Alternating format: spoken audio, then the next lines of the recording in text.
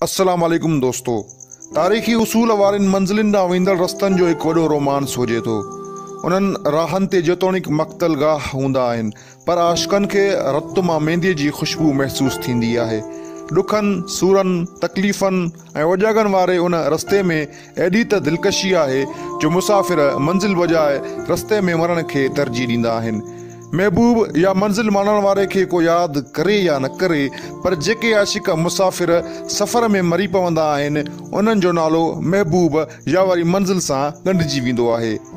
जॾहिं मज़लूम क़ौम जा महकूम सम्झा वेंदड़ माण्हू आज़ादीअ ऐं ग़ुलामीअ जे फ़र्क़ खे सम्झी वेंदा आहिनि, तॾहिं उन्हनि वटि ज़िंदगी जो हर पल हिकु मक़सद जे हासिलात लाइ हूंदो आहे।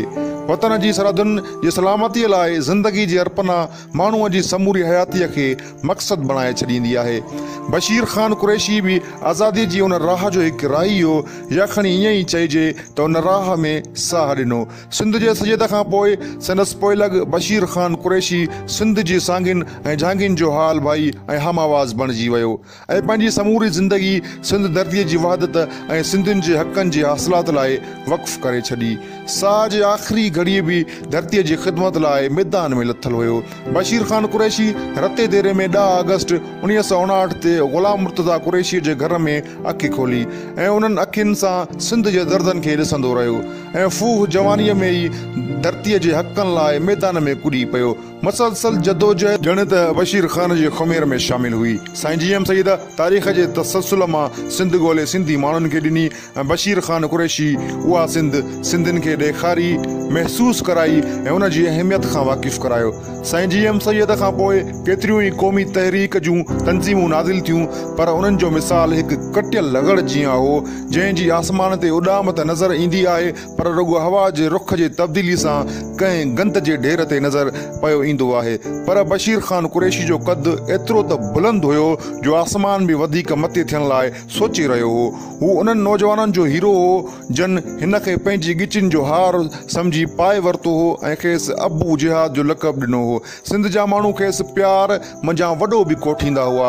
नौजवान त नौजवान, पर ॿुढा बि खेसि वॾो चवंदा आहिनि। बशीर ख़ान कुरैशी जी मार्फत माण्हुनि साईं जी एम सईद खे सम्झो ऐं बशीर ख़ान जे करे ई माण्हुनि सिंध सुञाती। उन करे बशीर ख़ान माण्हुनि खे सिंध जीअं सुहिणो ऐं प्यारो लॻंदो आहे। हू जंहिं बि शहर में वेंदो हो त माण्हुनि जो वॾो हुजूम खेसि ॾिसण लाइ घरनि मां निकिरी ईंदो हो ऐं हू कुर्ब मंझां खेनि भाकुर पाए चिमियूं ॾींदो हो। संदसि उन प्यार जो ई सबबु हो जो बशीर ख़ान जॾहिं बि हड़ताल या एहतजाज जी काल ॾींदो हो त उनखे सिंध जे माण्हुनि पाण मुरादी मोट ॾिनी। धारी आबादकारी खां वठी सिंध जे इंतिज़ामी विरहाङे ताईं केतिरनि ई मामलनि ते जॾहिं बि बशीर ख़ान सॾु ॾिनो त सिंध जे माण्हुनि उन सॾ खे वरायो ऐं उहो ई सबबु हो जो 23 मार्च 2012 ते कराचीअ में लखे सिंधियुनि जो गॾिजणु, सो बि बिना कंहिं लोभ लालच ऐं हिकु अहिड़े क़ौमपरस्त धुर जे पुठियां जंहिं वटि न कंहिं नौकिरी जो आसरो, न इक़्तिदार ऐं न ई वरी कंहिंजो इख़्तियार हो। बसि उन धुर वटि जेकॾहिं कुझु हुयो त उहो आज़ादी ऐं ख़ुशहाली जो ख़्वाबु हुयो।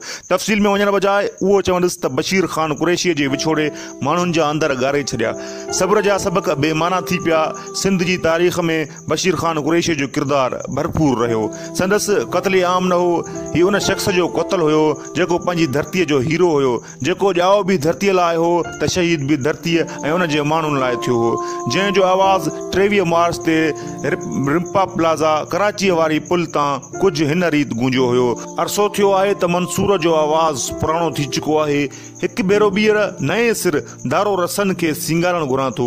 चीनी इनकलाब जे अज़ीम अॻुवान चियुन लाइ जी वफ़ात ते चीन जे क़ाइद कामरेड माओ ज़ेडुंग पंहिंजे पैगाम में चयो त असांखे खपे त असां कामरेड चियुन लाइ जे विछोड़ खे यादि रखण जे लाइ उन गम खे ताक़त में तब्दील करियूं।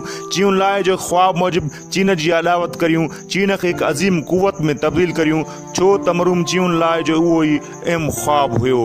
यकीनन जिते बशीर ख़ान कुरैशी जो सफ़र ख़तमु कयो, उतां ॿीहर सफ़र शुरू थींदो ऐं उन खां अॻिते सिंधी तारीख़ यकीनन ॿीहर ॿियनि खां कमु वठंदी। दोस्तो, जेतोणीकि बशीर ख़ान जिस्मानी तौर ते असां वटि मौजूदु न आहे, पर बशीर ख़ान रूहानी तौर ते असां सिंधियुनि जी दिलनि में सदाईं क़ाइम ऐं दाइम रहंदो।